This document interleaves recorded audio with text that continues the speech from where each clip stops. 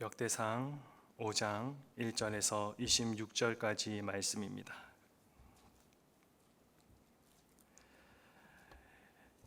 이스라엘의 장자 르우벤의 아들들은 이러하니라. 르우벤은 장자라도 그의 아버지를 침상을 더럽혔으므로 장자의 명분이 이스라엘의 아들 요셉의 자손에게로 돌아가서 족보의 장자의 명분대로 기록되지 못하였느니라. 유다는 형제보다 뛰어나고 주권자가 유다에게서 났으나 장자의 명분은 요셉에게 있으니라.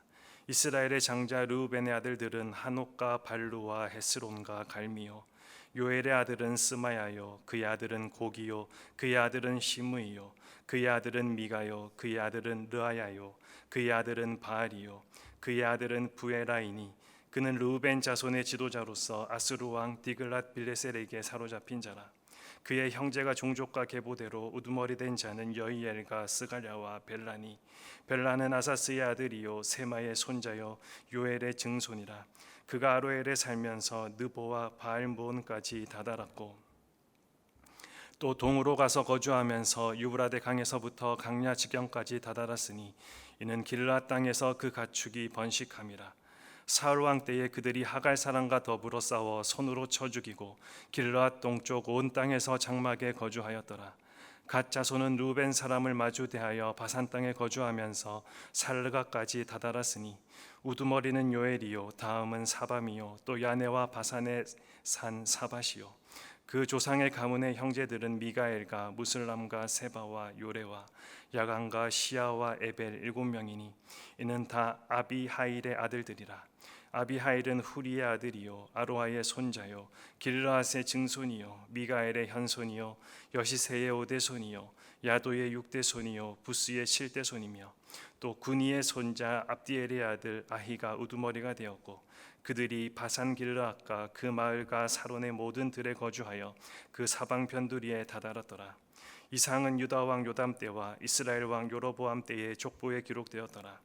르우벤 자손과 갓 사람과 므낫세 반지파에서 나가 싸울 만한 용사 곧 능히 방패와 칼을 들며 활을 당겨 싸움에 익숙한 자는 44,760명이라.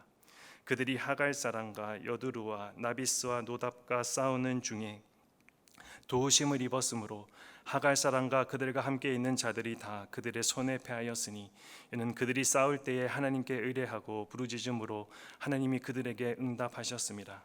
그들이 대적의 짐승 곧 낙타 5만 마리와 양 25만 마리와 낙이 2,000마리를 빼앗으며 사람 10만 명을 사로잡았고 죽임을 당한 자가 많았으니 이 싸움이 하나님께로 말미암았습니다. 그들이 그들의 땅에 거주하여 사로잡힐 때까지 이르렀더라. 므낫세 반지파 자손들이 그 땅에 거주하면서 그들이 번성하여 바산에서부터 바알 헤르몬과 스닐과 헤르몬 산까지 다다랐으며 그들의 족장은 에벨과 이시와 또 엘리엘과 아스리엘과 예레미야와 호다위야와 야디엘이며 다 용감하고 유명한 족장이었더라. 그들이 그들의 조상들의 하나님께 범죄하여 하나님이 그들 앞에서 멸하신 그 땅 백성의 신들을 간음하듯 섬긴지라. 그러므로 이스라엘 하나님이 아스루 왕 불의 마음을 일으키시며 아스루 왕 디글랏 발레셀의 마음을 일으키시매 곧 르우벤과 갓과 므낫세 반지파를 사로잡아 할라와 하볼과 하라와 고산 강가에 옮긴지라. 그들이 오늘까지 거기에 있으니라. 아멘. 어떤 분이 인터넷에 이런 글을 써놓은 것을 본 적이 있습니다. 제목은 어느 날 변한 여자입니다. 여우 같은 여자가 여유 있는 여자로, 화난 여자가 환한 여자로, 따지는 여자가 따뜻한 여자로, 착각하는 여자가 자각하는 여자로, 빚을 내는 여자가 빛을 내는 여자로 바뀌는 것, 이것이 변화라는 것이다. 그러나 이와 반대도 있다.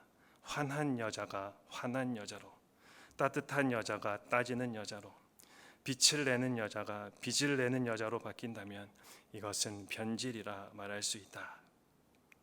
여러분, 사람은 변화가 되거나 아니면 변질이 됩니다. 변화와 변질은 바뀐다라는 의미에서 그 성질이 같지만 결과는 전혀 다르게 나타나게 되는 것입니다.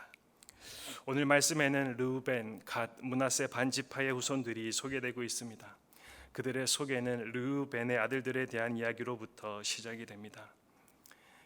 르우벤은 우리가 잘 알고 있는 것처럼 야곱의 첫째 아들로 보라 아들들이라라는 뜻을 가지고 있었습니다. 그리고 장자로서 모든 권리를 이어받게 되어 있었습니다. 당시 사회에서는 장자는 막강한 힘을 가진 자였기 때문이었습니다.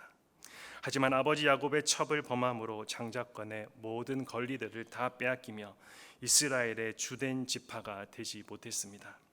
실수가 있었음에도 불구하고 하나님은 르우벤 지파에게 은혜를 베풀어 주셨습니다. 본문 8절과 9절에 르우벤 지파의 거주지에 대한 기록을 통해서 그들이 참으로 광범위한 지역에 흩어져 살았음을 우리는 발견할 수가 있습니다. 하나님은 르우벤에 대해 징계를 내리시기는 했지만 르우벤 지파는 버리지 않으시고 선민의 한 모퉁이를 담당하게 하셨던 것입니다. 그리고 이 르우벤 지파를 중심으로 모여진 지파가 바로 갓 지파와 므낫세 반 지파입니다. 이들은 다른 지파와 다른 점이 있었는데 그것은 요단 동편에 기업을 얻었다라는 사실입니다. 요단 동편 땅은 비옥하고 강활한 목초지로 이루어져 있어서 당시 주로 목축을 했던 그들에게 가장 알맞은 땅이었습니다. 그래서 그들은 요단 서편의 가나안 본토에서 기업을 분배받는 것을 포기하고 요단 동편 땅을 기업으로 요구했던 것입니다.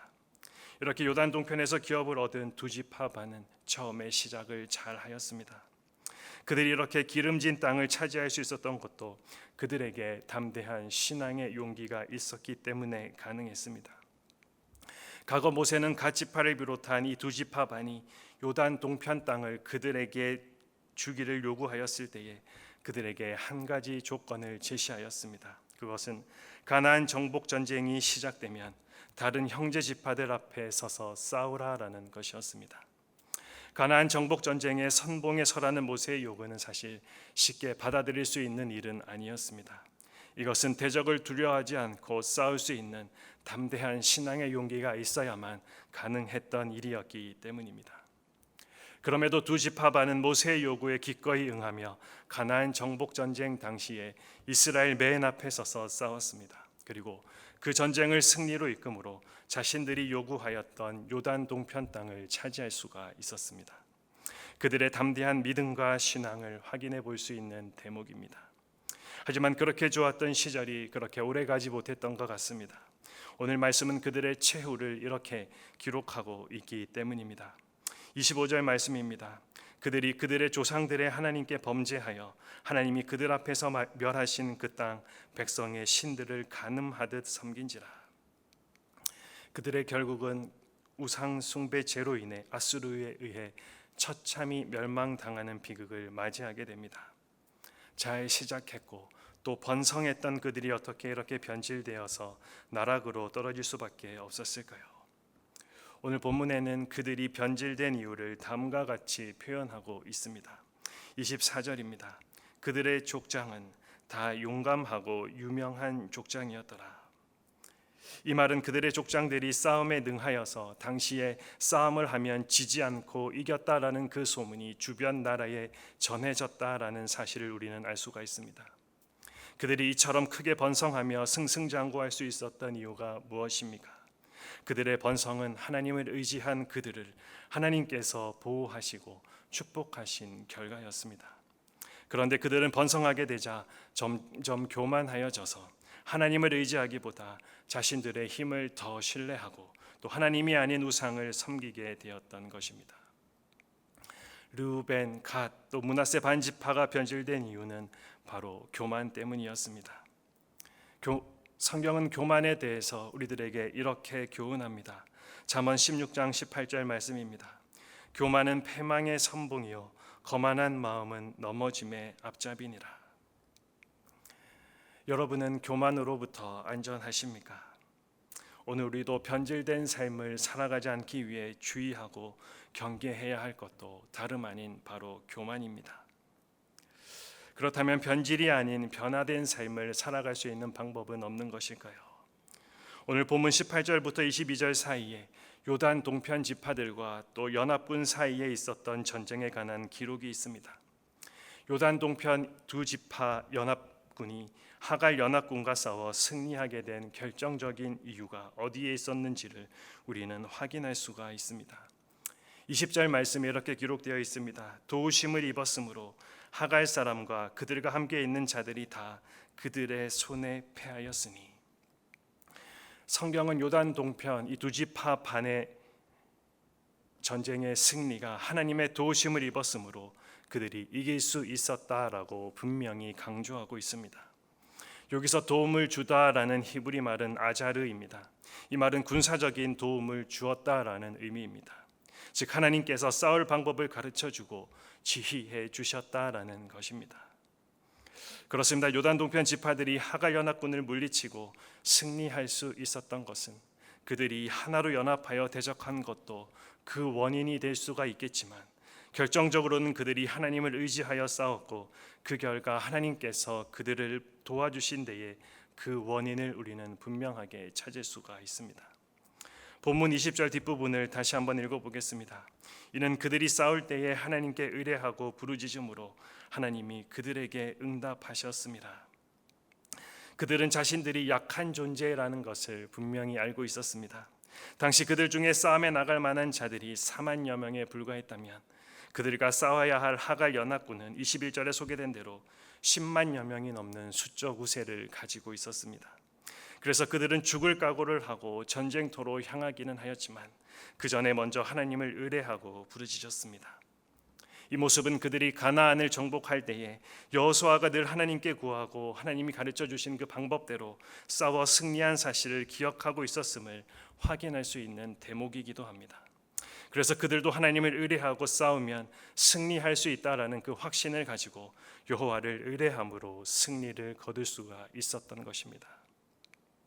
성경은 하나님을 만군의 여호와라고도 부릅니다. 이 말은 전쟁에 능하신 하나님이라는 뜻입니다.